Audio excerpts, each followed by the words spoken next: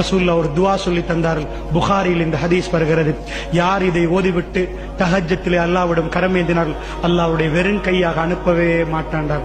லா இலாஹ இல்லல்லாஹு வஹ்தஹு லா ஷரீக லஹு லஹுல் முல்கு வ லஹுல் ஹம்து வ ஹுவ அலா குல்லி ஷைஇன் கதீர் வல்ஹம்துலில்லாஹி வ சுப்ஹானல்லாஹி வ லா இலாஹ இல்லல்லாஹு வல்லாஹு அக்பர் வ லா ஹவ்ல வ லா குவத்த இல்லா பில்லாஹ் என்று யார் தஹஜ்ஜத்திலே எழும்பி 2 ரக்காத்துகள் தொழுதுவிட்டு அல்லாஹ்விடம் கையேந்தினார்கள், அல்லாஹ் மீது ஆணையாக அவரை வெறும் கையோடு அல்லாஹ் அனுப்ப மாட்டான் என்றார்கள் ரசூலுல்லாஹி ஸல்லல்லாஹு அலைஹி வஸல்லம். அல்லாஹ்வுடைய நல்லடியார்களே, அல்லாஹ் ரப்புல் ஆலமீன் முதல் வானத்துக்கு இறங்கி என்னுடைய அடிமைகளே நீங்கள் பாவ மன்னிப்பில் ஈடுபடுகிறீர்களா என்று கேட்கிறான் என்றால் அந்த மன்னிப்பில் ஈடுபடுவதற்கு நாங்கள் தயாரா?